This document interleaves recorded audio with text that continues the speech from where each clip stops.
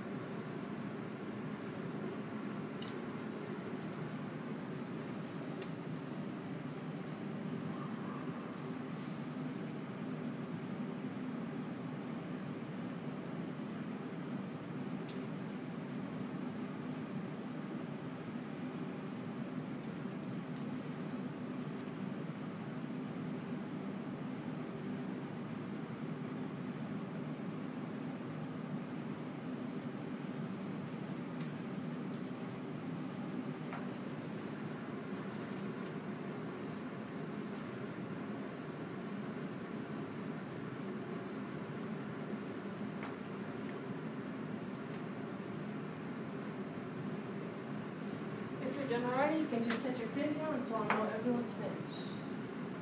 Sorry, come on. Put your pencil down? Yes, oh. If you're done writing, just set your pencil down so I know everyone's finished. Okay, so 2 minutes are up. It's okay if you have not completed your W section. So I just want you to take just a few minutes, not minutes, a few seconds. Take about 20 seconds to share with an elbow partner what you know.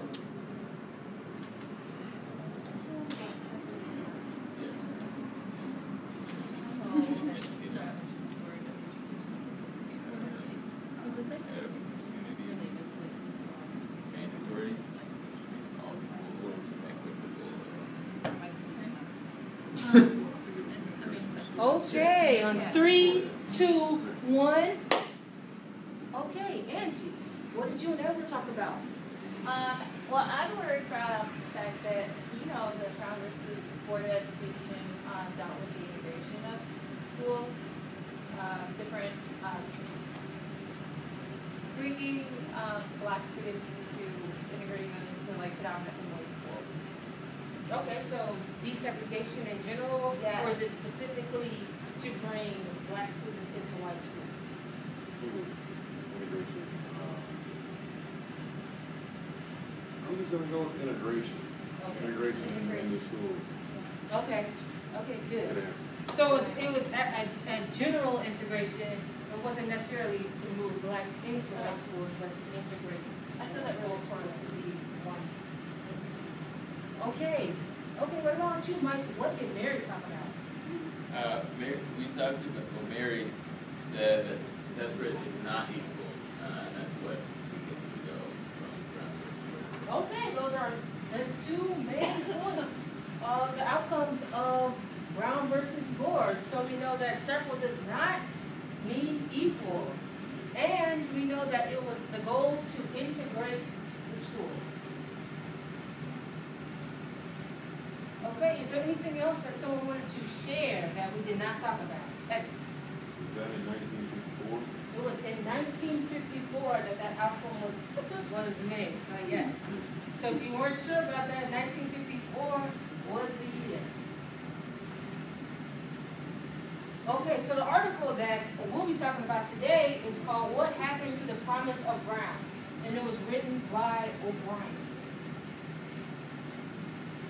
Okay, so these are objectives for today. So we'll be able to state the desired outcome of Brown versus Board, which we've already done, so you guys are a step ahead of the game.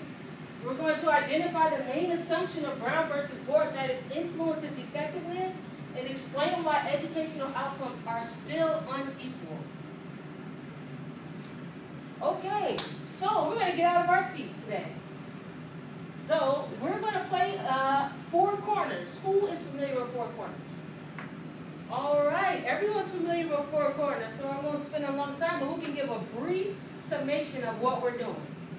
Mike. You're gonna say something and then we're gonna walk to whatever sign we agree with and strongly disagree. Exactly. Okay, so you're going to silently read the following. You're going to read the slide, the statement that's coming on the slide, and then silently walk to the one that you most agree with. And from there, I'm going to give you instructions. So our first statement, desegregating schools was a simple task to take on in 1954. So we have strongly disagree, disagree, agree, or strongly agree. Okay, so we have Mary in our disagree, and we have the rest of the clan sticking together in our strongly disagree. I want you guys to take 30 seconds and come up with an argument to try to convince the other side to join you in your world of agreement. Mary, you can just affirm your own opinion. Yeah.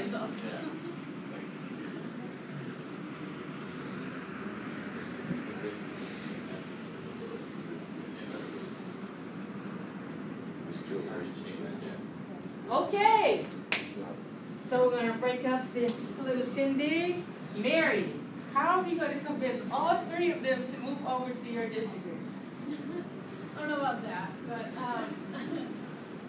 I don't know. I just feel like, no, it was not a single text, so obviously I disagree, but I don't know about strongly because desegregating a school basically just entails new buildings and just maybe more of the what's the word I want right now? Racism? No, I'm not talking about really. We're going to give Mary an opportunity to finish Mary's thoughts. Well, desegregating schools to me just means bringing them back together and not having them in separate schools. Okay. So just bring them all together to me is a little simpler than maybe what. Okay, thank you. So who's going to be your spokesman? Okay, Mike. So we would argue that segregation is such a difficult task that we still have not desegregated the schools today. That all African American, Hispanic, not all, many students of color end up in the urban public schools, where like more Asian, more white people end up in the suburbs, and the education systems are completely different. So it's this like deep-seated racism that's like survived even through the Civil War, through Brown Board of Education, and still exists now. So if you haven't fixed it now, it wasn't simple back then. Okay, thank you. So I'm going to throw in another person's opinion into the mix. And this person is O'Brien, the writer of the article. So O'Brien says the type of racial integration that Brown called for required massive structural changes that the schools and its leaders could not fully comprehend. So it was more than changing the structure of the school, but you also have to change the mindset of the people who are running the schools and attending the schools. So, do we have any changes of opinions? Disagree to strongly disagree, or strongly disagree?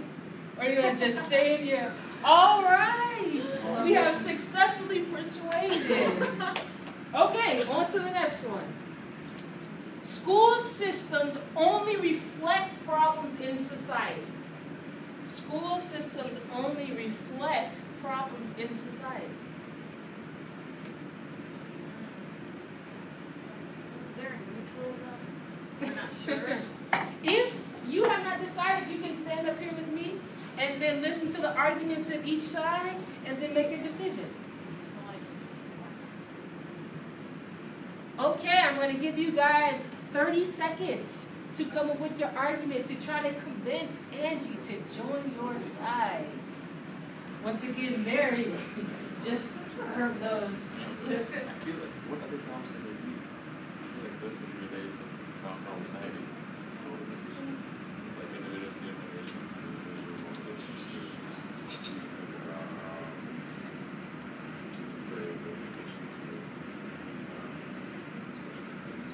You guys got 5 seconds. Make sure you have a representative ready. Okay, we'll talk to our Lone Ranger first. Mary, why did you choose disagree? I chose disagree because just the word only is very Absolute. absolute. It's a superlative. I don't necessarily think that the problems of the school system equate to the problems of society. Okay. Fellas? In my opinion, in our opinion, we believe that there are so many more problems that are reflected in the school system.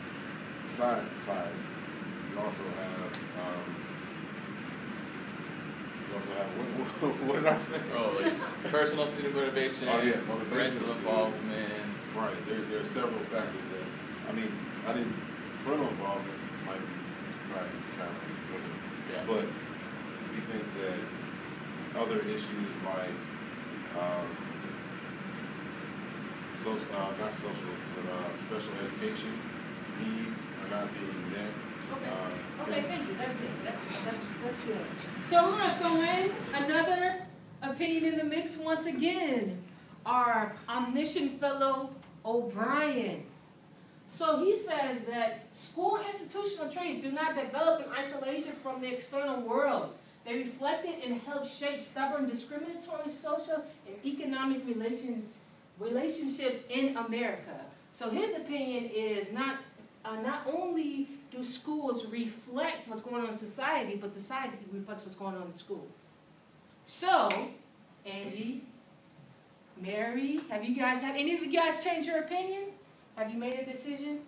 I think I disagree with this statement. This statement? I mean, I'm going to join Mary at the disagree portion. That Okay. schools don't just reflect or only reflect the negatives in society. I think they can also reflect positives.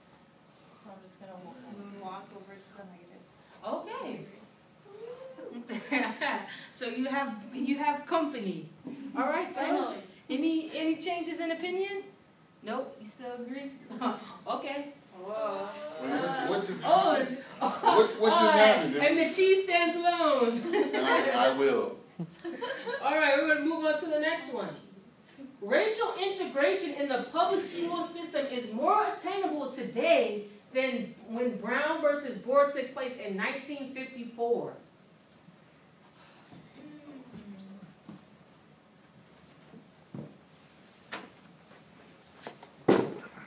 Give you guys a few more seconds to make a decision or pull the trigger, as they say. Okay.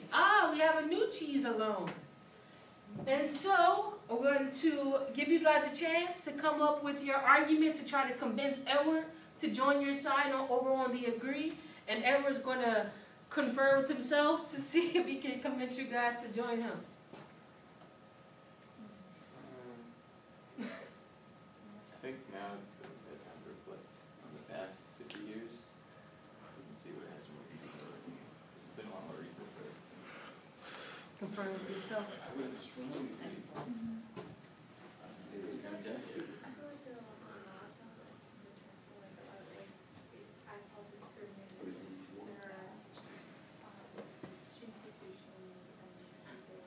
I'm going to give you guys 5 more seconds. Make sure you have a leader in your topic. Yeah.